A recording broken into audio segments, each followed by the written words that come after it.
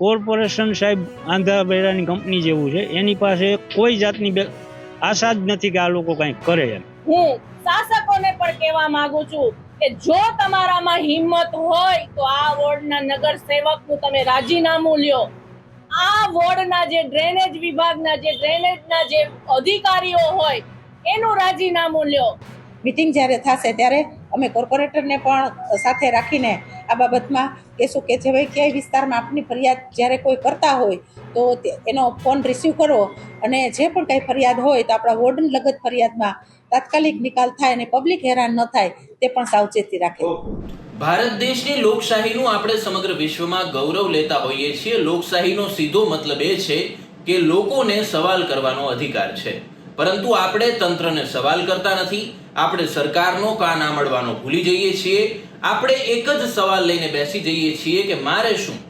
જ્યાં સુધી આપણને વ્યક્તિગત કોઈ તકલીફ નથી પડતી, આપણા પરિવારને તકલીફ નથી પડતી, ત્યાં સુધી આપણે તંત્રને સવાલ કરવાનું ભૂલી જતા હોઈએ છીએ. અને જ્યારે આપણે તંત્રને સવાલ નથી કરતા ત્યારે કેવી ઘટનાઓ બને છે એની આજે વાત કરવી છે.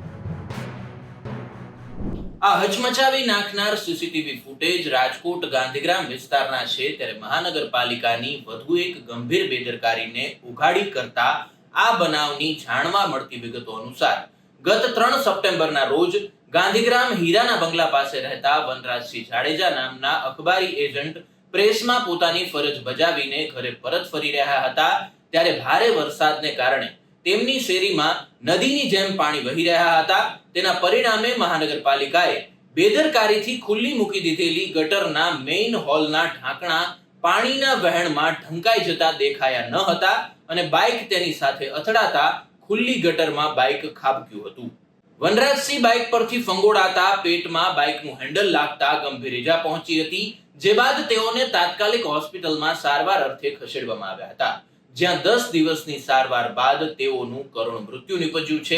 ત્યારે અખબારી જગતમાં શોકની લાગણી પ્રસરી જવા પામી છે. બનાવ બનવામાં એવું હતું કે એ ઘરે આવતા હતા સવારે 6 વાગે અને મેઇન રોડ ઉપરથી આવતા હતા. અહીંયા ડ્રેનેજનું ઢાંકણું ખુલ્લું હતું, એ પડી ગયા. પછી એમના સામેવાળા કિશોરસિંહને એ મને બોલાવવા આવ્યો, ભાઈ આવી રીતે ભાઈ ડ્રેનેજના ઢાંકણાના હિસાબે પડી ગયા છે, તમે આવો. એટલે પછી હું ત્યાં ગયો. પછી તમે ક્યાં લઈ ગયા? શું કરવા? પેલા તો એવું હતું કે ભાઈ પડી ગયા, લાગ્યું એટલે અમને તો એમ હોય કે ભાઈ હાડકાના વિભાગમાં દેખાડી આવી, એટલે અમે જીટી સેઠે એમને લઈ ગયા હતા સવારે. પછી શું એમને એમાં હાસડીમાં ફ્રેક્ચર હતું, બરોબર છે. એટલે અહીંયા અમે એમની ટ્રીટમેન્ટ કરાવી અને પછી એમને એમ કીધું કે ભાઈ હાસડીમાં 4 ફ્રેક્ચર છે, એટલે એ કરાવીને પછી અમને ઘરે લઈ આવ્યા હતા. કોની બેદરકારી માનો? બેદરકારી સાહેબ ઘોર કોર્પોરેશનની બેદરકારી. આ મેઇન રોડનું ઢાંકણું હતું, કોઈ શેરી ગલીનું ઢાંકણું નહોતું કે ભાઈ આ હાલશે ને ચાલશે ને વયું જાય નીકળી જાય. આ કોર્પોરેશનની જ બેદરકારી છે. તમારી ઘરે જે બેસણું રાખવું છે એના માટે પણ અહીંયા પાણી ભરેલા છે. અત્યારે બેસણું નહીં, આપણા હિન્દુ ધર્મ પ્રમાણે આપણે ત્યાં 7 દિવસ 11 દિવસ ત્યાં આપણે બધા બેસતા હોય, આવતા હોય, મહેમાન જતા હોય. ત્યાં પણ અત્યારે મંડપ નખાય એમ નથી. મેઇન રોડ ઉપર જ મકાન છે, ત્યાં પણ મંડપ નખાય એમ નથી. ગટરનું પાણી નીકળે છે, પ્લસ પાણી ભરેલું છે, એટલે અહીંયા પણ અત્યારે એ જ પોઝિશન છે. કોર્પોરેશન પાસે ન્યાયની અપેક્ષા કોઈ જાતની. કોર્પોરેશન સાહેબ આંધા બૈરાની કંપની જેવું છે, એની પાસે કોઈ જાતની આશા જ નથી કે આ લોકો કંઈક કરે એમ. અન્ય વિસ્તારમાં તમારી આસપાસમાં આ જ સમસ્યા બધે તમે અહીંથી લઈ અને નાણાવટી ચોક છે, રામાપીર ચોક છે, ગમે એ રોડ ઉપર નીકળશો એટલે તમને ખાડા, ગટરના ઢાંકણા ખુલ્લા, નહીં બેરિકેટિંગ, આ જ જોવા મળશે સાહેબ. આ સમગ્ર મામલે મૃતક વનરાજસિંહ જાડેજાના સગા ગિરિરાજસિંહ જાડેજાએ માહિતી આપતા જણાવ્યું હતું કે કોર્પોરેશનની ઘોર બેદરકારીથી આ મોત નીપજ્યું છે. આ ખુલ્લી ગટરનું ઢાંકણું શેરી ગલીઓનું ન હતું, પરંતુ મેઇન રોડનું છે. વોર્ડ નંબર 1 ગાંધીગ્રામ વિસ્તાર અક્ષરનગર મેઇન રોડ ઉપર થોડા દિવસ પહેલા આ અકસ્માત થયો હતો, જેમાં ડ્રેનેજની જે ઢાંકણાની ફ્રેમ છે એ તૂટી ગઈ હતી અને ગંભીર અકસ્માત થયો. અને કાલે 12/9 રોજ એ ઈજાગ્રસ્તનું મૃત્યુ પણ થયું છે, જે ખરેખર દુઃખદ સમાચાર છે. ડ્રેનેજ અધિકારીઓને તેમજ વોર્ડ ઓફિસરોને અને ડીએમસી કક્ષા સુધીના અને આજે તાત્કાલિક ધોરણે મેં સૂચના આપેલી છે કે જાહેર માર્ગ ઉપર કે શેરીની અંદર ચોમાસા દરમિયાન જ્યારે કુંડી નબળી પડી ગઈ હોય અને એના ઢાંકણા તૂટી ગયા હોય, તેની ફ્રેમ નબળી પડી ગઈ હોય તો તાત્કાલિક એને બદલાવી કે જેથી કરીને આવા કોઈ ગંભીર અકસ્માત અને જાનહાનિ ન થાય. સ્વાભાવિક રીતે વરસાદ ખૂબ જોશથી પાણી આવતું હોય ત્યારે ડ્રેનેજના પાણીનો નિકાલ કરવા, વરસાદી પાણીનો રોડ ઉપરનો નિકાલ કરવા માટે ઘણી વખત ડ્રેનેજના ઢાંકણા છે એ ખોલવામાં આવે છે. પાણી ઉતરી જાય પછી ઢાંકણાને ઘણી જગ્યાએ અમે પણ જોઈ છે કે એને બંધ કરતા ભૂલી ગયા હોય છે અને આવા અકસ્માત ત્યારે થાય છે ક્યારેક જ્યારે સ્ટ્રીટ લાઇટ હોય છતાં પણ આપણને એનો પ્રકાશ ત્યાં પડતો નથી અને એ ખાડાની અંદર કોઈ માણસ ચાલે છે કે વાહન લઈને નીકળે છે ત્યારે આવા અકસ્માત સર્જાતા હોય છે. એક ગંભીર બાબત છે, તેની પણ વોર્ડની અંદર સૂચના આપેલી છે અને ત્રણેય સિટી એન્જિનિયરને આજે બોલાવી અને તાત્કાલિક ધોરણે દરેક વિસ્તારની અંદર ક્યાંય પણ જો આવું કાચું કામ હોય તો તેને તાત્કાલિક ધોરણે નવી ફ્રેમ મુકાવી અને ડ્રેનેજનું ઢાંકણું છે એ વ્યવસ્થિત રીતે પેક કરાવવું. અત્યારે વોર્ડ નંબર 1 ની અંદર આ ગંભીર પ્રશ્ન છે ત્યારે વોર્ડ ઓફિસરને પણ સૂચના આપેલી છે કે આખા વોર્ડની અંદર ક્યાંય પણ જો આવી ફરિયાદો હોય અને તાત્કાલિક ધોરણે એનો નિકાલ કરવો. કોઈ જ્યારે ફરિયાદ ઓનલાઈન કરેલી હોય અને એનો ફરિયાદથી નિકાલ ન થયો હોય તો તાત્કાલિક ધોરણે દરેક વોર્ડની અંદર આ ડ્રેનેજના ઢાંકણાની ફરિયાદ જે પણ આવેલી છે એનો તાત્કાલિક ધોરણે નિકાલ કરાવો.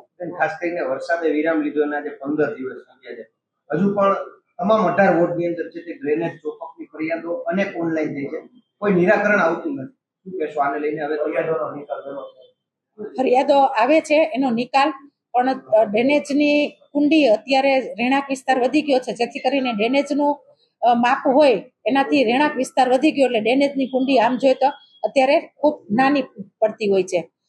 છતાં અધિકારીઓને જેટ મશીન લઈ અને તાત્કાલિક સળિયેથી જો આ કામ નીકળતું ન હોય તો મશીન દ્વારા પણ તાત્કાલિક ધોરણે આને કરાવવું કે જેથી કરીને અત્યારે રોગચાળાની પણ સિઝન એટલી બધી વિફરેલી હોય છે કે ચિકનગુનિયા મચ્છરના જે ઉપદ્રવો છે એના લીધે પણ મેલેરિયા જેવા ગંભીર રોગો થતા હોય છે એ ન થાય અને વોર્ડની અંદર સઘન સફાઈ પણ થાય, દવા પણ છંટકાય અને વોર્ડમાં ફોગિંગ પણ થાય. એટલે મેલેરિયા વિભાગ દ્વારા અને ડોક્ટરની ટીમ દ્વારા પણ તાત્કાલિક ધોરણે આ 2 દિવસ અગાઉ પણ સૂચના આપેલી છે. બેન, ખાસ તો કોર્પોરેટરનો સીધો સંપર્ક લોકો સાથે હોય છે, કોર્પોરેટરો પણ જવાબ નથી દેતા. આ મુદ્દે શું કહેશો?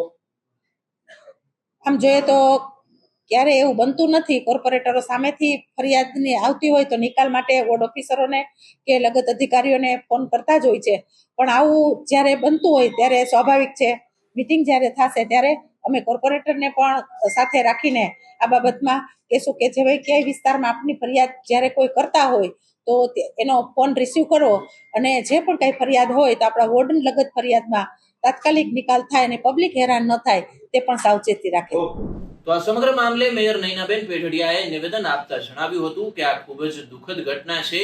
વધુ આવા અકસ્માત ન બને તે અર્થે શહેર ડ્રેનેજ અધિકારી, વોર્ડ ઓફિસના તમામ અધિકારીઓને ડ્રેનેજ ઢાંકણા બદલાવવા અને રસ્તાના સમારકામ માટે આદેશ આપવામાં આવ્યા. આ ઉપરાંત ડ્રેનેજ ઢાંકણાની તાત્કાલિક ફરિયાદ નિરાકરણ કરવા માટેના સૂચનો પણ આપવામાં આવી રહ્યા છે. પ્રથમ તો આ ગંભીર ઘટનામાં જે વનરાજસિંહ જાડેજાનું અવસાન થયું છે એને શ્રદ્ધાપૂર્વક શ્રદ્ધાંજલિ અર્પણ કરું છું. અને આ રાજકોટનો એ વિસ્તાર કે જે વોર્ડ નંબર 1 ગાંધીગ્રામ વિસ્તારના જે અક્ષરનગર જે છે એ વિસ્તારમાં આ ઘટના બની છે અને આ વોર્ડ છે એ રાજ્યના કેબિનેટ મંત્રી અને વોર્ડ નંબર 1 ના નગરસેવક ભાનુબેન બાબરિયાનો આ વિસ્તાર છે. ત્યારે તમે જ વિચારી શકો કે જે કેબિનેટ મંત્રીનો વિસ્તાર છે ત્યાં જો આવી હાલત હોય તો સમગ્ર રાજકોટના વિસ્તારમાં કેવી હાલત હશે એ આની ઉપરથી જ ખ્યાલ આવી જાય. તમે જોશો કે આ ભારતીય જનતા પાર્ટીના શાસકો પ્રી મોન્સૂનની કામગીરી પાછળ કરોડો રૂપિયા ખર્ચે છે એવો દાવો કરે છે, પણ પ્રી મોન્સૂનની કામગીરી માત્ર ને માત્ર કાગળ ઉપર જ છે.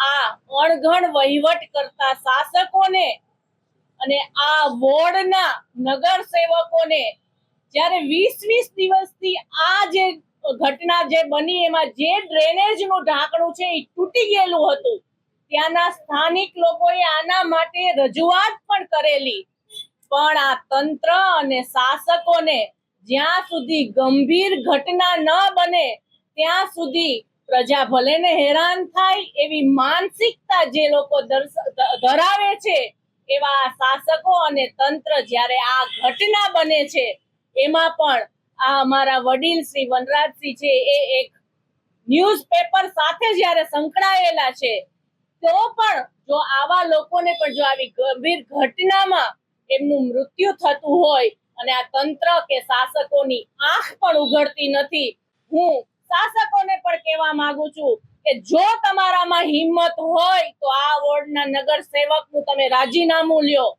આ વોર્ડના જે ડ્રેનેજ વિભાગના જે ડ્રેનેજના જે અધિકારીઓ હોય એનું રાજીનામું લ્યો.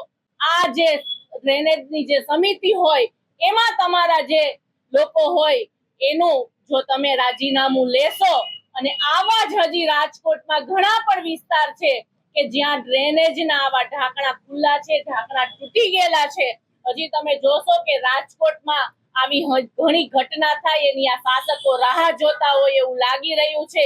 ત્યારે જો આ શાસકોને પોતાને પણ જો સહેજ પણ પ્રજા માટે કોની લાગણી હોય તો આ બધાનું રાજીનામું લે તો જ તે આ મૃતકને ન્યાય મળ્યો એવું ગણાશે. તો આ દુર્ઘટના મામલે શહેર કોંગ્રેસ નેતા ગાયત્રીબા વાઘેલાએ પત્રકાર પરિષદ યોજી હતી, જેમાં વનરાજસિંહ જાડેજાને શ્રદ્ધાંજલિ પાઠવી હતી. આ ઉપરાંત તેઓએ જણાવ્યું હતું કે જિલ્લામાં આ બનાવ બન્યો તે રાજ્ય કેબિનેટ મંત્રી ભાનુબેન બાબરિયાનો વોર્ડ છે. તેઓએ આક્ષેપો કર્યા હતા કે કેબિનેટ મંત્રીના વિસ્તારની હાલત આવી હોય તો સમગ્ર રાજકોટની હાલત કેવી હશે, જેવા આક્ષેપો કરવામાં આવ્યા હતા. આ ઉપરાંત નગર સેવકનું રાજીનામું, ડ્રેનેજ વિભાગના અધિકારીનું રાજીનામું, વોર્ડ ઓફિસર અને ડ્રેનેજ સમિતિના ચેરમેન અને સભ્ય સહિતનાઓ રાજીનામું આપે તેવી માંગણી કરી છે. ઉલ્લેખનીય છે કે રાજકોટના દરેક રોડ રસ્તા પર આ જ પરિસ્થિતિ જોવા મળી રહી છે.